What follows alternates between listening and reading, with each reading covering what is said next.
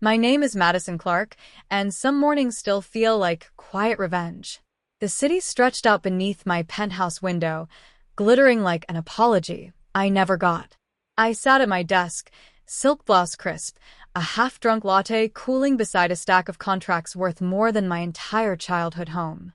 Success has its own scent, paper, coffee, and faint traces of Chanel. I was reviewing an investment proposal when my phone buzzed, once, then again. Unknown number. Normally, I'd ignore it. But something about the area code made my chest tighten. I hesitated, the kind of pause that only happens when old ghosts knock politely. I swiped the screen. A woman's voice, shaky. Madison, it's Mom. The air left my lungs. For a second, all I could hear was the hum of the air conditioner and the thudding in my chest. It's about your brother, about Ethan. He's sick. It's cancer. The treatment costs $300,000. We don't know who else to turn to. Her words fell heavy, like stones dropped into water. The irony was almost cruel, years of silence, and now this call. The family that threw me out at 16 was asking for help. I stared out at the skyline, my reflection layered over the glass. Calm. Successful. Untouchable. But beneath that, something old stirred, hurt, pride, and the faintest echo of the girl they left behind. I was 16 the night my world split in two. Our house sat at the end of a quiet cul-de-sac in Ohio. White fence, trimmed hedges, the kind of place that looked perfect from the outside. But inside, it was a stage where I never got to play the golden child. That role had always belonged to my brother, Ethan. He was the varsity athlete, honor roll darling, the pride of my parents. I was the inconvenience, the girl who liked to draw instead of cheer, who questioned too much, who didn't fit neatly into their picture-perfect mold. That night, the argument started small. My mother had found my acceptance letter to an art scholarship program in New York, one I'd applied to in secret. My father's face went red the moment he saw it. New York? You think we're paying for some nonsense dream? You'll stay here, get a job, and stop embarrassing this family, he barked. I got a scholarship, I whispered. I don't need your money. He stepped closer. You'll do as you're told, Madison. Ethan stood by the doorway, arms crossed. He didn't say a word. That silence hurt more than anything.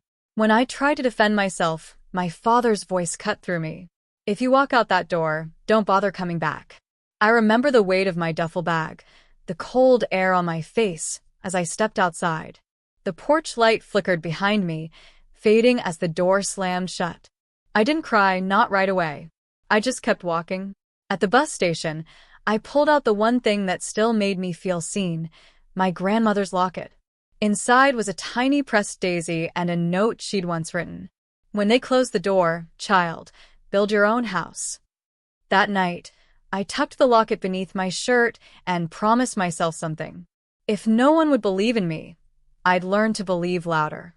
The bus rolled away from the only home I'd ever known, and for the first time, I wasn't scared of the unknown, just determined to never need their permission again. The first few years were pure survival. I landed in New York with $87, a backpack full of sketchbooks, and the kind of naive confidence only desperation breeds. I slept on a friend's couch for a few weeks, worked at a diner that paid in tips and sore feet, and took night classes at a community art school. I told no one from home where I was, not even Ethan. There were nights I cried quietly into cheap pillows, my hands cracked from washing dishes, my stomach tight from skipping meals. But I kept my grandmother's locket close, pressing it between my fingers whenever the city felt too loud or the world too cold. Build your own house, I'd whisper, like a prayer. My life began to shift the day I met Claire Donovan, a gallery owner with silver hair, sharp eyes, and a warmth that felt almost maternal. She saw one of my sketches at a student exhibition, a charcoal portrait of a girl looking into a cracked mirror.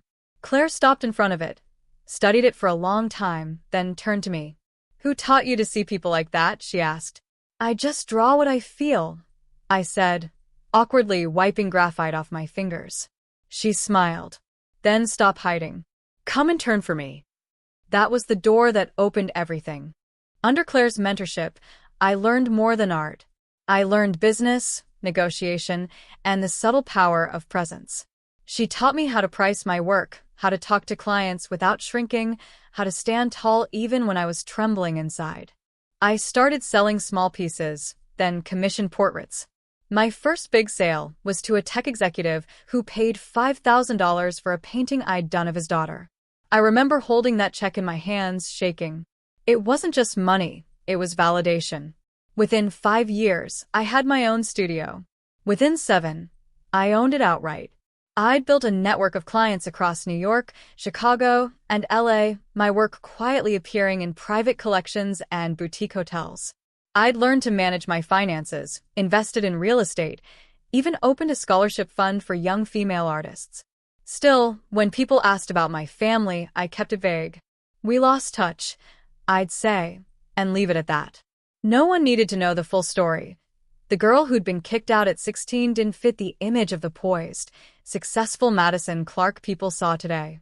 On social media, I posted art, travel shots, quiet captions about growth. Nothing flashy, nothing revealing. My success was mine alone, private, sacred, safe. Some nights, when I locked up the studio and looked at my reflection in the gallery glass, I'd trace the locket under my blouse and think, I really did it, Grandma. I built the house. What I didn't know then was that the past I'd buried so carefully was already on its way back, knocking again, this time in the form of the same family who once turned me away. 3 days after that call, I agreed to meet them. I don't know what compelled me. Curiosity, guilt, or maybe a twisted need for closure. Either way, when I saw Mom and Dad visitors on the intercom screen at my building, I almost laughed. 15 years of silence, and now they were standing in the marble lobby of a high-rise they'd once said I'd never belong in. I buzzed them in. My assistant led them to my office, a large, sunlit space overlooking Central Park. The walls were lined with my paintings, portraits of women, strong and flawed, each one a version of myself in some small way. A vase of fresh lilies sat beside my desk, their scent clean and sharp. I stood by the window, calm, hands clasped behind my back as they entered. My mother's eyes darted everywhere. Art, furniture, the polished gold nameplate on my desk that read Madison Clark, founder and creative director. My father's jaw tightened, that familiar disapproval flickering before confusion replaced it. Ethan trailed behind them, thinner than I remembered, his complexion pale, a faint tremor in his hands. Madison, my mother said softly. You look different. I smiled faintly. I'd hope so. 16-year-old me didn't have health insurance or furniture. They shifted uncomfortably. My father cleared his throat. We didn't realize how well you'd done for yourself. No, I said evenly, you didn't. Ethan's voice cracked. Maddie, please. I know I should have said something back then. But I was a kid. I didn't know how to stop them. I'm sorry. The apology hit something tender, but I didn't let it show. I gestured for them to sit. You called about money. My mother nodded, eyes glossy. Ethan's treatments, they're expensive. We've tried everything, but insurance won't cover it. The specialist said it could save his life. We need $300,000. I let the silence stretch, the ticking of the clock loud in the background. My father finally spoke, his tone softened, but still coated with pride. We wouldn't ask if we weren't desperate. You're obviously in a position to help. The irony almost made me laugh. The man who once told me I'd never make a living off drawings now sat beneath a 6-foot canvas I'd sold for $500,000. I leaned back in my chair, crossing one leg over the other. You're right. I can help. But you're asking the girl you threw out into the street at 16 to save your golden child. My mother's voice broke. We were wrong, Madison. We didn't understand you. We thought we were doing what was best. I met her eyes. No, you did what was easy. You believed in Ethan because he fit your mold. You threw me out because I didn't. No one spoke for a long moment. The city buzzed outside the glass, indifferent to our little storm. Finally, I stood, walking to a painting hanging behind my desk. It was one of my earliest works, an image of a young girl standing in front of a closed door, a faint light spilling from the cracks. "This was the night you told me not to come back," I said quietly. I painted it so I'd never forget. My father stared at it, his expression unreadable. My mother covered her mouth with her hands, whispering, "Oh, God." "I built everything you see here," I continued, my voice steady. "From nothing. Every dollar, every frame, every wall, without your help, without your approval." When I turned back, I saw tears in Ethan's eyes. "You really did it," he said, almost a whisper. "Yes," I said softly. "I built my own house." And for the first time in years, I felt taller than the skyline behind me. For a long moment, none of us spoke. The weight of everything unsaid lingered in the air, years of silence, resentment, and what-ifs. My father's posture had changed. The stiff authority he once carried was gone, replaced by something that looked almost like shame. I sat back down and folded my hands. "You're asking for $300,000, I began quietly. "That's not a small favor. But I'm not the same girl who begged you to listen, to stay, to believe in her. If I decide to help, it comes with conditions." My mother nodded, desperate. "Anything, Madison."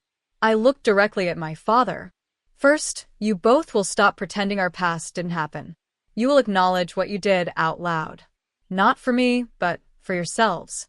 Denial doesn't heal, it rots." He swallowed, eyes dropping to the floor. "We were wrong," he said stiffly. We failed you." It wasn't poetic, but it was real. I nodded once. "Second," I said, turning to Ethan, "you'll start a foundation in your name for young adults who've been kicked out or disowned. I'll match your first year's funding, but you'll run it.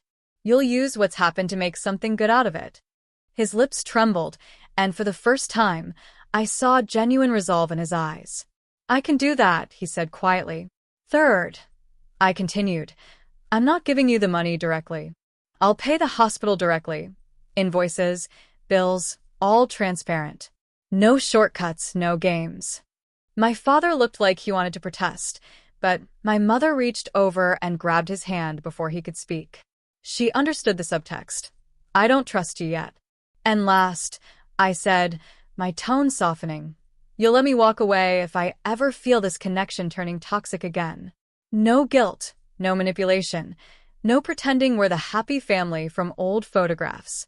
We move forward, not backward." Tears filled my mother's eyes. "Madison, I don't know if we deserve this kind of grace." "You don't," I replied honestly. "But I'm doing it anyway because holding on to hate is exhausting, and I worked too hard to carry that weight any longer." For the first time, I saw my father's composure crack. His voice was low when he finally spoke. "You grew stronger than we ever imagined." "I didn't grow stronger," I said, standing. "I grew free." They left my office quietly, gratitude and guilt hanging in their silence. I watched them go, the echo of their footsteps fading into the hall. For years, I had dreamed of this power, of making them see what I became. But standing there, I didn't feel vengeance. I felt closure. Still, part of me wondered if people ever truly change. I guess I'd find out soon enough. The months that followed were quieter than I expected. I paid the hospital directly, as promised, and Ethan began his treatments. He kept me updated, short texts, occasional photos from the ward. He looked fragile, but there was something new in his face. Humility. Maybe even peace.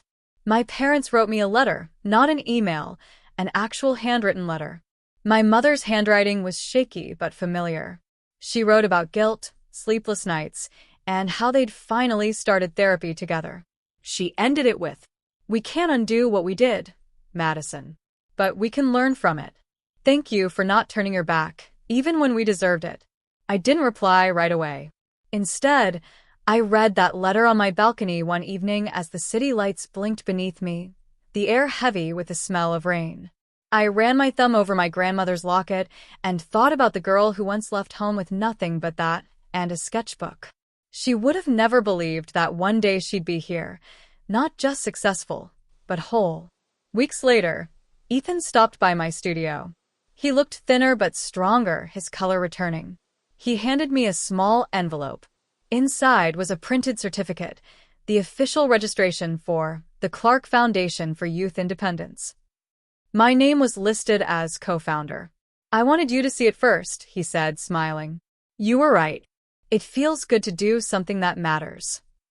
For the first time in years, I hugged him, not as the boy who stayed silent, but as a man trying to make things right.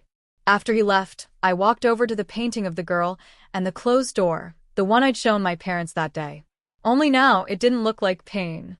It looked like transformation. I opened my grandmother's locket one more time. The daisy inside had faded, but the message was still clear. "When they close the door, child, build your own house." I smiled. I had built more than a house. I had built a life, a legacy, a peace that no apology could buy. As the sun dipped beyond the skyline, I whispered my final thought, one meant for the universe, not for them. They once kicked me out with nothing but pain. Now, I stand with everything they taught me to live without: love, strength, and peace. And for the first time, it felt like freedom didn't need to hurt anymore.